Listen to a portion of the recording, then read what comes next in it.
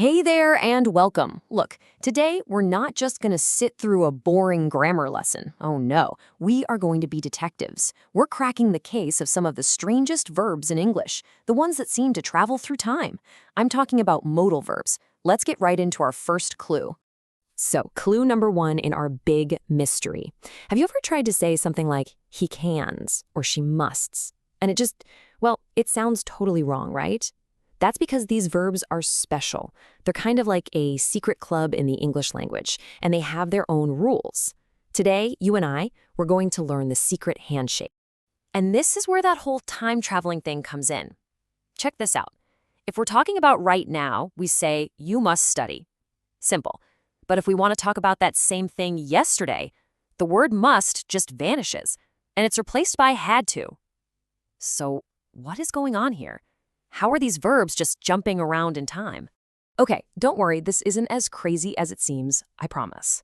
The entire mystery, the whole thing, can be solved with just 3 golden rules. You get these 3 rules down, and you've basically cracked the code for using modals like a pro. First things first, what even is a modal verb? The easiest way to think about it is like a helper verb, or, a verb with a superpower. It can't be the main hero of the sentence by itself. It has to team up with another verb to give it some extra meaning, like the power of possibility, the strength of an obligation, or the skill of an ability. And here they are, the 3 golden rules that unlock everything. Number 1, modals just don't care about he, she, or it. You never, ever add an S. It's always she can, never she cans. Got it? Good.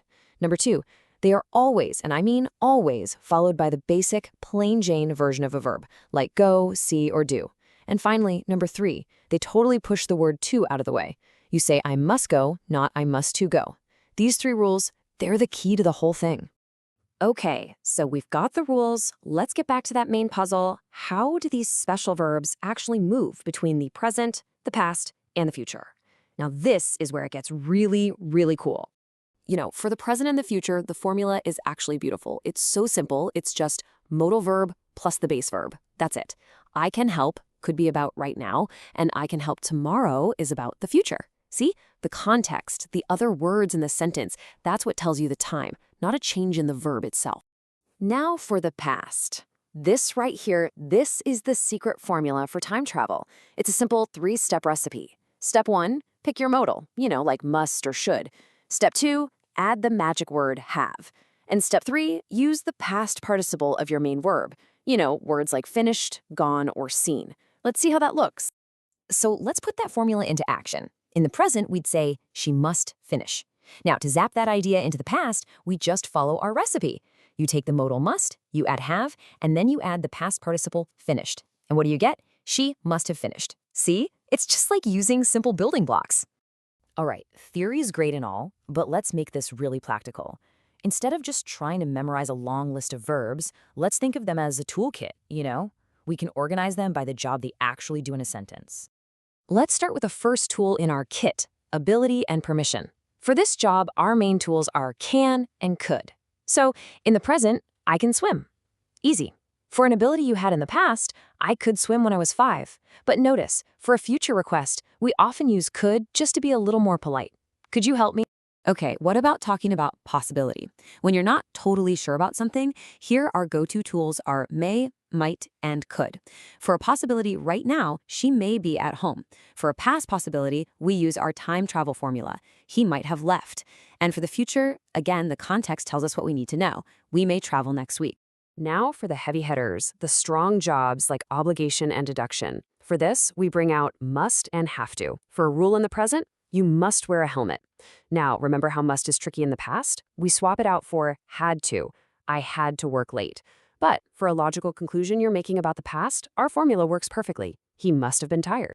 And finally, for giving advice or talking about expectations, should is your absolute best friend. For advice right now, it's simple. You should exercise. But for advice about the past, which often comes with a little bit of regret, we use our formula again. You should have listened. You can almost feel the meaning there, right? It implies something didn't happen, but man, it really was a good idea. So now you have this awesome toolkit. Let's talk about the common traps, the little mistakes people always fall into. Because if you know what they are, you can avoid them and use modals with total confidence. Okay, trap number 1, trying to add an ed to a modal verb. Oh, it's so tempting, I know. But remember, they just don't work that way. Never, ever, ever say musted. It's just not a word. Instead, for that past tense obligation, you have to use its substitute. He had to go. Trap number 2 is another really common one, adding to after the modal. Remember our golden rule number 3? Modals are strong. They push to right out of the way. It's just she can speak English. So much cleaner, so much more direct. And the third major trap is messing up that past tense formula. So many people say something like, you should studied, but that's missing a key ingredient from our recipe. You have to remember the whole thing. It's modal plus have plus the past participle. The correct way is, you should have studied. All right, you've cracked the code, you've learned how to avoid all the traps. Now it is time to put your new detective skills to the test. Let's try a quick little challenge. What do you say? Okay, here's the scenario. I didn't see him at all today. So based on that evidence, what's a logical conclusion you can make about the past? How would you fill in that blank using the words must and leave? Go on, take a second to think about it.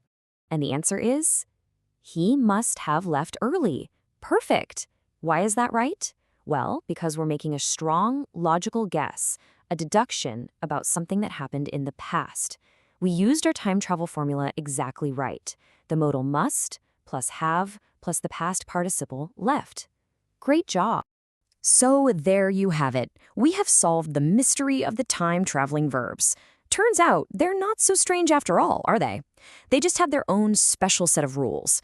So I'll leave you with one final thought to ponder. What is one thing you should do to practice using these modals today?